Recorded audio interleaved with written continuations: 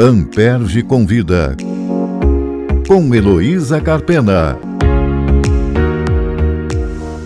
Amperge Convida é um programa sobre o Ministério Público do Rio de Janeiro, suas histórias e seus personagens, e é destinado não apenas àqueles diretamente envolvidos com a instituição, promotores, procuradores e servidores, mas a toda a sociedade que ele representa. Em linguagem simples e direta, vamos tratar de temas relacionados à atuação do MP, entrevistando os protagonistas dessa história.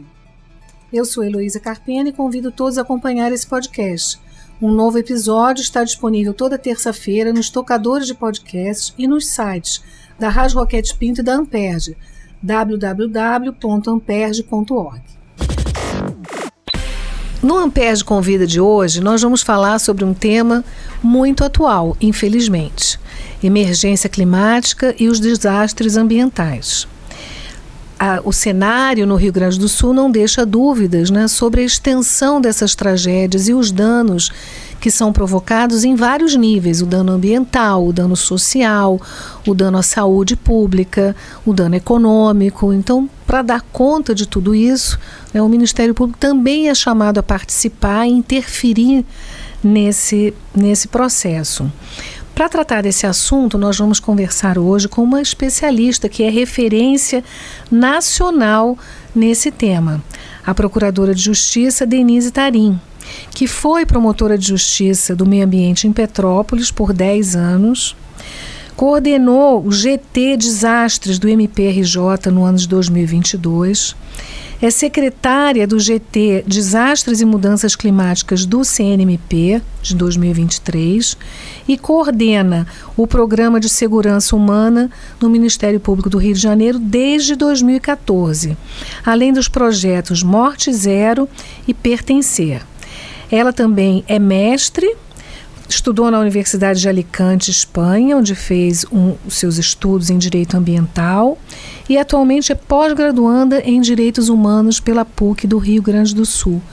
Muito obrigada, Denise, por aceitar o nosso convite. Nós vamos começar lembrando da sua história, Eu disse que você foi promotora de justiça em Petrópolis, foi lá que eu te conheci. Então me conta, que vem daí a inspiração para todos esses projetos que você tem desenvolvido? Heloísa, muito obrigada pelo convite, agradeço, é uma grande oportunidade nós estarmos aqui nesse momento, não só porque os desastres, fazem parte da nossa realidade, da nossa contemporaneidade, mas ele é um processo histórico, porque ele tem a ver com todo o processo de ocupação nas cidades. Sem sombra de dúvidas, o fato de ter sido promotora do meio ambiente na cidade de Petrópolis no período de 1995 a 2005 revelou a necessidade de uma atuação que não fosse uma atuação restrita ao cenário do Poder Judiciário. Ao gabinete. Ao gabinete, exatamente. Eu sempre até comento, propor uma ação civil pública, depois de você fazer uma investigação, é a fase mais fácil do processo da prevenção dos desastres ou mesmo da resposta. Porque em 2 horas, com todos os elementos, o profissional manda para o Poder Judiciário, projeta para o Poder Judiciário a solução de um conflito que não é só ambiental, é socioambiental. E diante das inúmeras decisões, inclusive, me recordo que em 2004 eu propus uma ação civil pública que contemplava pessoas que moravam não na margem do rio, mas dentro do rio. E a decisão judicial, que inclusive até hoje está em tramitação esse processo, na denegatória da liminar, que era fazer um cadastramento, dizer a questão da interferência do Ministério Público nessa questão. Então, você observa que Petrópolis traz hoje uma realidade, inclusive no avanço do trato das questões da prevenção do desastre, da resposta, como diria, um DNA da cidade. Então, foi ali que eu comecei a desenvolver o trabalho, muito mais no sentido de fazer algo que realmente desse conta do risco, da vulnerabilidade, da complexidade, porque o que nós vimos era, ano após ano, no período de novembro a maio, alguma comunidade ou várias comunidades ao mesmo tempo sendo impactadas pelas chuvas de verão. Isso é sempre o que nós observamos, era uma total falta, né, de política pública no sentido de proteger as pessoas que historicamente ocupam uma área, né, suscetível a geologicamente e hidrologicamente, a uma combinação de riscos em Petrópolis.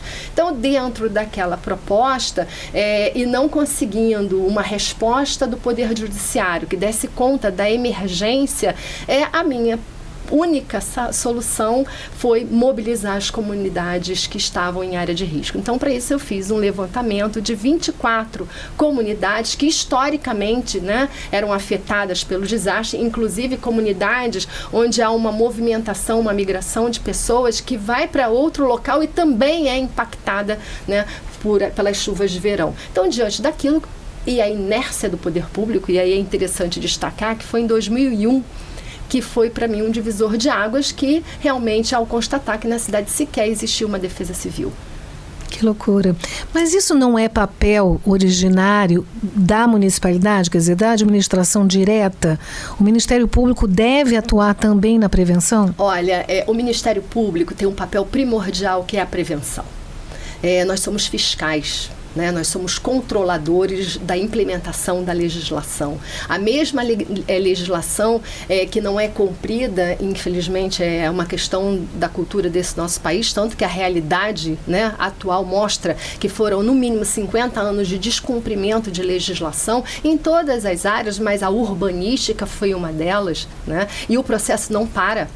E aí, dentro dessa perspectiva, atuar na prevenção é atuar onde realmente você percebe a maior necessidade, né, no apoio e no atendimento aos direitos daqueles que vivem nas áreas mais vulneráveis. Eu entendo, mas o que eu penso é se há algum choque de atribuições aí, porque imagino que o Poder Público Municipal, por exemplo, ou é parceiro ou não é, mas, né? Pelo contrário, o que nós observamos, e eu posso dizer isso, né, porque tive a oportunidade de participar desse processo, inclusive, de construção da defesa civil enquanto estrutura, né, e política pública, de 2001 até hoje.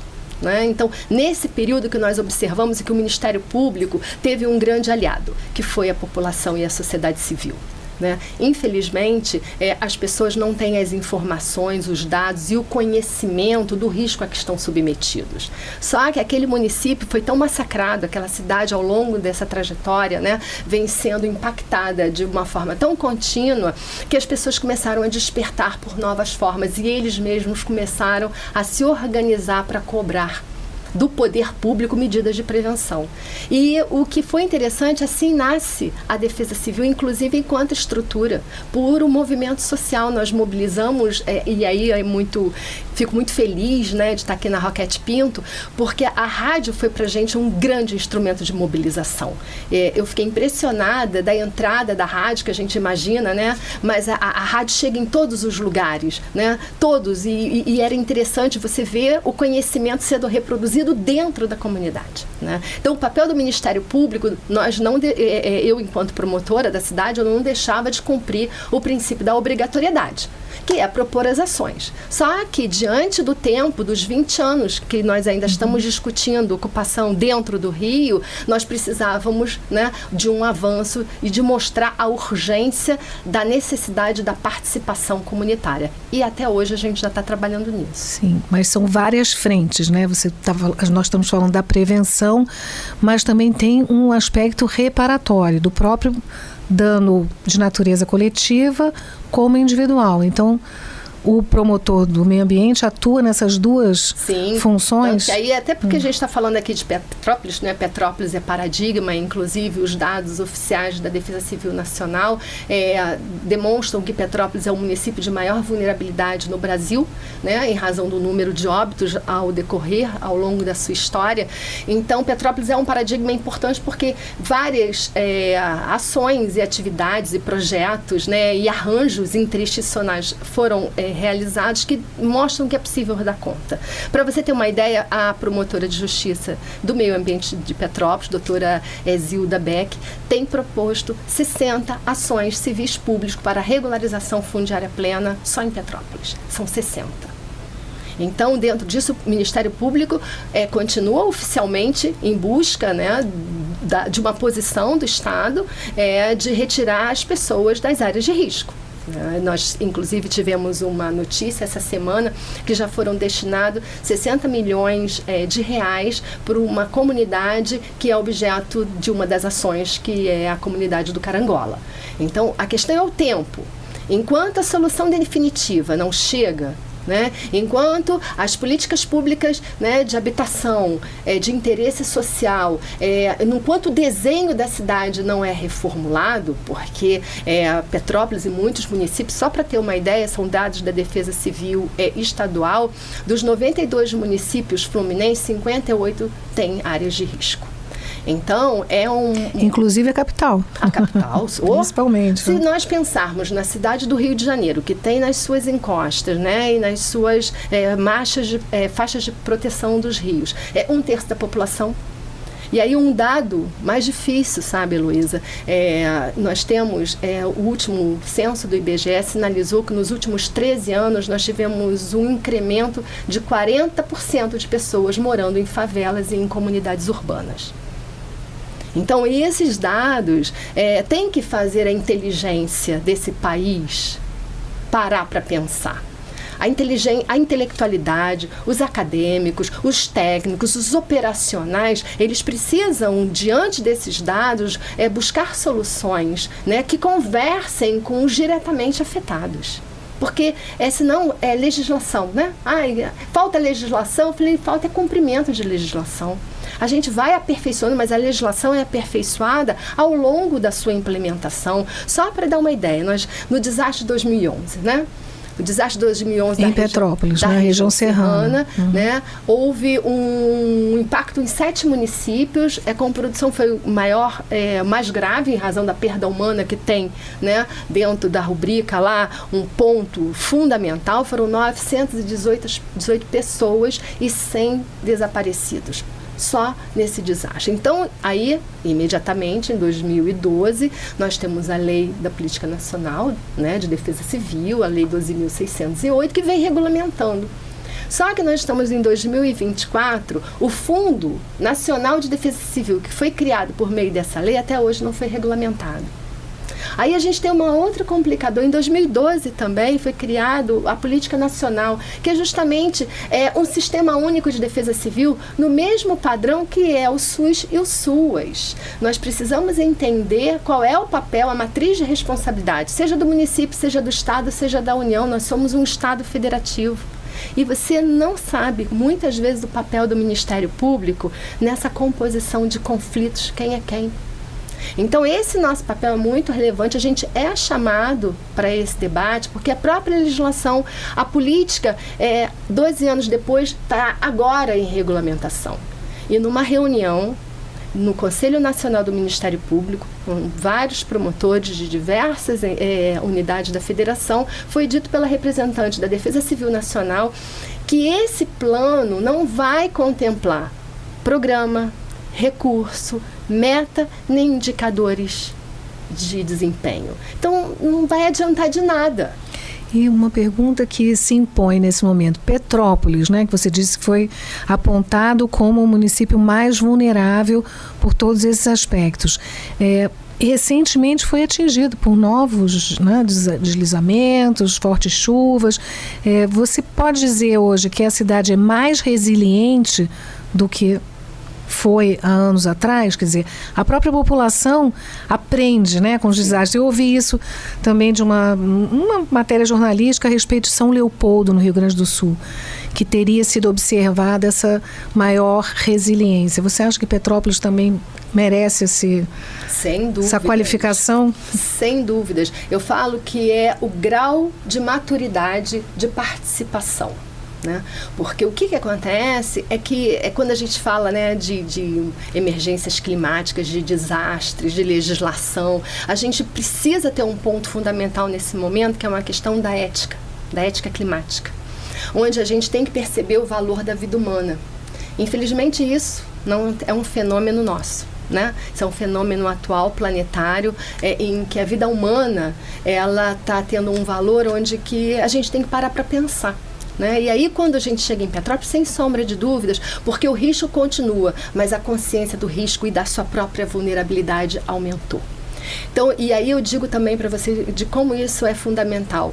A outra política pública em que o Ministério Público, eu já comecei isso em 2001, né? Porque quando eu falo programa Segurança Humana, que é um programa que foi institucionalizado no Ministério Público, que era mobilizar, trazer essa experiência que tinha acontecido em Petrópolis para o Ministério Público em todos os municípios, né? Onde historicamente as ocorrências, né, o colocavam num ranking. A gente precisa de critérios objetivos. Sabemos que os recursos são finitos, então a gente quer construir uma hierarquia de prioridade.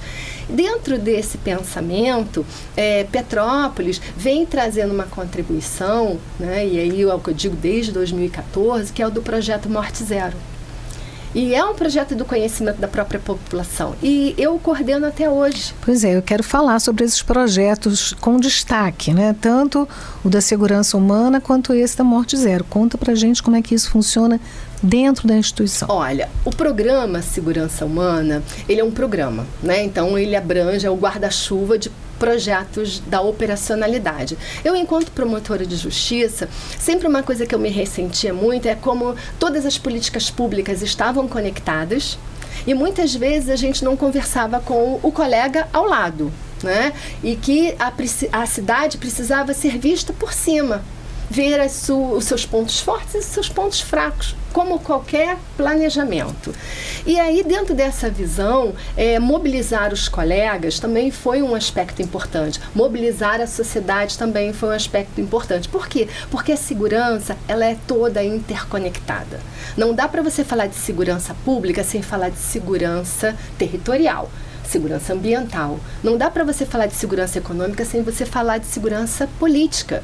E a segurança comunitária sem você falar da segurança alimentar. Então, é um pensamento, esse é um pensamento, inclusive, que data de 1994, né? A ONU estabelece, eu até brinco que é a mãe dos ODS, é aí que começa a perceber, né, o protagonismo da pessoa humana na questão da segurança. Então, aí surge, e ele vem para trazer o projeto Morte Zero para outros municípios, né, do Rio de Janeiro. Porque a ideia do projeto Morte Zero é de mobilização social, é de comunicação comunitária, de dar acesso à informação, né, que as pessoas tenham conhecimento, que se mescle os conhecimentos técnicos com o conhecimento das pessoas no território, e com isso o que a gente conseguiu foi começar ali um pensamento que são os núcleos comunitários de defesa civil. Núcleo comunitário de defesa civil é uma política pública, mas não é integrante, não faz parte da estrutura do poder público, né? A Defesa Civil Municipal precisa fortalecer esses núcleos, que aí são eles que estão lá, né? Muitas vezes, olha, aconteceu recentemente, a gente trabalhava e nos desastres, agora que aconteceu um desastre, tivemos 4 óbitos, mas aí fomos buscar o porquê, a grande mobilização da sociedade. Em Petrópolis. Em Petrópolis agora. Então aí você vê como é um indicador de uma política pública que está funcionando. Sim, efetiva. Entendeu? É efetiva. E com isso você reúne promotores, imagino, né? Me corrija se eu estiver errada, com diferentes atribuições, mas que de alguma maneira estão relacionados em torno daquele mesmo episódio. Exatamente. É isso, né? Exato. E em que medida o promotor, aí imaginando também uma hipótese, não falando agora de Petrópolis, uma cidade menor no interior do estado, caso haja um desastre, esse promotor, que às vezes é um recém-entrado na carreira, jovem inexperiente, ele pode se socorrer desse programa para obter, né, recursos, apoio, enfim? Olha, é o que vem acontecendo, né? E aí, por meio desse programa, o que acontece? Aí você tem o projeto Morte Zero, que está lá, e para os promotores, não são só os promotores, é integrar com a academia também. Às vezes a gente tem estudos, eu recentemente fiz um estudo em parceria com a COP para fazer uma análise dos núcleos comunitários de defesa civil. E esse estudo também subsidia o trabalho dos colegas, né? Para ter uma ideia, quando você fala de desastre, você tem que falar de multidisciplinariedade, né? Você tem que falar de diversas ciências. Então, os promotores de meio ambiente, que também está na parte da gestão territorial, defesa civil, está se comunicando com o promotor da assistência social e da saúde. Então é um trabalho, isso já existe, né, no Ministério Público, na região serrana e na Costa Verde. Angra, né? Angra também é um lugar. Mangaratiba e Paraty. Os 3 promotores de meio ambiente, assistência, né, e saúde trabalham de forma integrada. E o que é interessante quando você fala, né, 2011 eu já procuradora, eu era até do Conselho Superior do Ministério Público, quando eu abro em dia de reunião, né, o desastre, todo mundo já estava comunicando e eu falei, temos que ir. E cheguei lá e o promotor era um promotor que ainda estava em estágio confirmatório, né? E eu falei, olha, venho aqui prestar, né, a minha solidariedade, trazer o meu conhecimento, eu sou da região. E foi um trabalho belíssimo, porque é um trabalho que é isso, é ver o Ministério Público na sua dimensão dessa integração, desse uno indivisível, que a gente sempre aprende desde quando a gente está, né, ainda na universidade. Então, é poder ver essa operacionalidade, né? E o que as pessoas dizem, doutor, não é o Ministério Público. O Ministério é público, ele tem a mesma natureza jurídica de uma praça, ele pertence à sociedade, ele é um instrumento representa forjado, a sociedade, dizia o ministro Atos Carneiro, representa a sociedade. Ele está ali, eu até falo, olha, vocês querem ver a sociedade, olhem para mim, olha aqui. Olha que eu tenho essa legitimidade constitucional. E aí, dentro dessa perspectiva, penso que quando sempre fala, mas o papel do Ministério Público na prevenção é prioridade máxima. Nós não precisamos chegar para a responsabilização, porque quando isso acontece é porque o dano já aconteceu. Sim, princípio da precaução, né, em matéria ambiental. Nessa área ambiental e agora nessa complexidade maior, né, que envolve toda a nossa realidade. Inclusive, eu sempre trago, quando tenho a oportunidade, de se entender o que é vulnerabilidade mútua, né? O professor Jorge Neff, da Universidade do Chile, traz esse conceito, dizendo que quando um grupo social, né, a qual você pertence naquela coletividade, está em risco, você também está em vulnerabilidade. Há uma ruptura, sabe, desse alinhavo, né, invisível que nos prende enquanto sociedade naquele momento determinado. Então é uma percepção, e esse olhar é o olhar que, infelizmente, né, quando a gente vê a realidade hoje, né, do Rio Grande do Sul, mas saindo de 2011, a gente já vem em 2021, né, em 2021, com um desastre muito grande em Minas Gerais. Quem esquece, né, Ouro Preto, os casarões deslizando, né, e aí você avança um pouquinho mais, daí você chega na Bahia, né, nesse período, 2001, eu trouxe até aqui os dados, porque isso é interessante. Aí você vai para a Bahia, são 190 municípios atingidos. Aí você chega em Petrópolis em 2022. Em 2022 foram 2 desastres, um em 15 de fevereiro e outro 20 de março, com 241 pessoas mortas, fora 58 desaparecidos. Aí você vai avançando, você chega aqui em 2023, você já dá de cara com São Sebastião, né? O litoral norte de São Paulo, e aí você já chega no Rio Grande do Sul, que também em 2023, antes agora de 2024, foram várias pessoas, na ordem de 53, que a minha memória não me faça falhar. Então aí a gente chega em 2024, né? E aí a gente está nesse cenário, e aí é o cenário que é importante dizer também que com esse processo, né, de gravidade, porque é o impacto da vida humana, que é o que eu sempre digo, né, a saúde física, a saúde mental, a vida humana, mas também é a infraestrutura, né, é a perda de recursos materiais públicos e privados. Isso traz um empobrecimento enorme para as cidades, que precisa colocar recurso para reconstruir novamente. Então, esse é um olhar que nós estamos postos, e sempre a pergunta, né, que me fazem é: o que está falhando? Aí eu falei, gente, olha só, nós temos um país, infelizmente, que vamos responder ao desastre com lei. Aí, diante disso... E judicialização. E judicialização, porque isso a gente vai dando tempo. Só que lei e judicialização é um caminho, mas esse caminho, ele é longo. Ele tem que ser implantado, ele tem que ser utilizado, sobretudo porque precisaremos de muitos recursos financeiros e humanos e intelectual. Nosso capital social vai ter que se debruçar às universidades, e tem que ter um outro propósito, que é de integração. Se as universidades, se as instituições públicas, se os profissionais, sejam públicos, os voluntários não estiverem, sabe, numa mesma rota, é como a gente se encontra. Ninguém sabe o que fazer, ninguém sabe no momento a quem recorrer. Sim, e são várias etapas, né, Denise? Porque desde a prevenção, que você já destacou com muita propriedade, depois do desastre, as reparações, né, tanto individuais como dos bens coletivos, ambas oferecem dificuldades imensas, né? As reparações individuais pelo número de vítimas e muitas vezes até a própria dificuldade de comprovar a extensão do dano. O Ministério Público já atuou nesses casos visando a reparação individual das pessoas? Olha, a questão da reparação individual, né, o Ministério Público, ele não vai nesse ponto, não desce.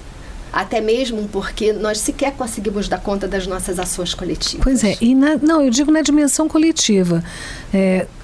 Ações para defesa de interesses individuais homogêneos, né? Mas aí o que eu falo, a ação proposta de regularização fundiária plena. Entendi. Entendeu? Uhum. Essa que é a questão. Inclusive, aí eu vou falar um detalhe que é importante, conversando com uma promotora da investigação, né? Porque também, muitos colegas, né? Isso está trazendo repercussão porque nós estamos vendo do nosso lado. Então, os colegas estão interessados. E aí, uma coisa que foi importante é que essa experiência do Rio de Janeiro, né? Inclusive no grupo de trabalho aqui, mobilizando, fez com que nós participássemos, a equipe como um todo, a doutora Vanessa Katz, que é promotora da saúde, né? Da cidadania em Petrópolis, doutor Daniel Marones, que é o promotor da saúde também, em Angra dos Reis, e eu fizemos parte da equipe que construiu o manual para os promotores de justiça, fizemos parte também com artigos científicos, para despertar e sensibilizar,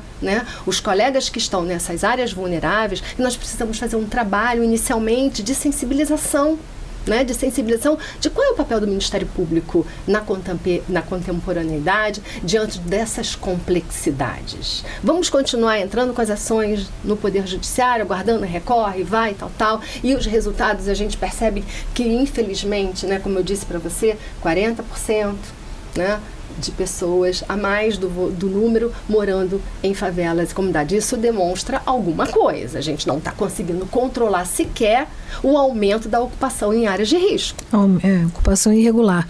E mesmo eu me referi às indenizações individuais, mas mesmo com relação às coletivas, né, a reconstituição dos bens lesados, isso também é problemático, porque muitas vezes os próprios técnicos não chegam a um consenso sobre qual providência adotar. A gente está vendo essa discussão agora colocada na possível abertura do canal do Rio Guaíba, né, para fazer a água escoar até Lagoa dos Patos, que há controvérsia se deve ou não deve fazer, quer dizer, essa também é uma dificuldade que está colocada, né? Sim. Olha, a questão é de complexidade. Por quê? Porque nós também não temos dados históricos, tá certo? Imagina, vamos pegar o Rio Grande do Sul. Como que você vai analisar aquela complexidade sem você entender a dinâmica da bacia como um todo? Para onde corre? Para onde vai? Qual a velocidade? Qual o sistema de drenagem? A macrodrenagem, a microdrenagem, porque tudo isso tem condicionamentos. E aí é onde eu falo novamente da questão dessa equipe integrada, multidisciplinar. Fica difícil falar as coisas, né? Mas eu acho que a gente está num processo de mudança. E esse processo de mudança é urgente. E é urgente, inclusive, de mudar o sentido e o propósito do trabalho, que é sair daquele sentimento de poder para o sentimento de propósito. E isso não sou eu quem falo, né? Temos aí vários filósofos, e aí é importante dizer, Viktor Frankl, quando coloca essa dimensão de avançar do sentido de propósito, ele foi, né, dos prisioneiros de Auschwitz. E ele conseguiu perceber ali o que fazia a dinâmica das pessoas acreditarem que podem se salvar. Então é você ter propósito. Então, você tem que entender isso. E no momento que nós nos encontramos, e eu falo isso muito abertamente, em todas as estruturas de poder, a gente vê essa disputa acontecendo. Muitas vezes, como eu falei, o MP entra para mediar esses conflitos de poder. De político que não fala com outro político da cidade ao lado por uma questão de poder de partido político. Então, esse é um debate também muito complexo, né? E a gente está sempre sensibilizando a comunidade nesse sentido dela se integrar. Era isso que eu ia te perguntar. E a participação da sociedade civil, assim, de forma mais direta, me parece fundamental, né? Porque se não há consenso sobre o que fazer, a população interessada e atingida tem que ter voz, né? Exato. Quem é o Ministério Público para vir ditar de cima para baixo a melhor providência? Isso é feito dentro desses protocolos? Todo. A questão do MP é muito, muito simples, né? E aí eu que te falo, poxa, eu sou desafiada em 1995, imagina, né? Vai fazer 30 anos, com esse primeiro questionamento, né, de qual é o papel do Ministério Público. Eu pensei em inovação organizacional, inclusive da minha promotoria, que era a prioridade. Então, aquilo foi muito importante naquele momento. Por quê? Porque eu falei, eu preciso escutar a comunidade. Eu sou advogada da sociedade, como que eu não vou escutá-lo? Como que eu não tenho esse canal aberto? Só que ele não foi para o meu gabinete, eu fui para a comunidade. Ao invés de chegar, olha, reunião aqui no gabinete às 17 horas de sexta-feira, a reunião era na comunidade às 9 horas de sábado.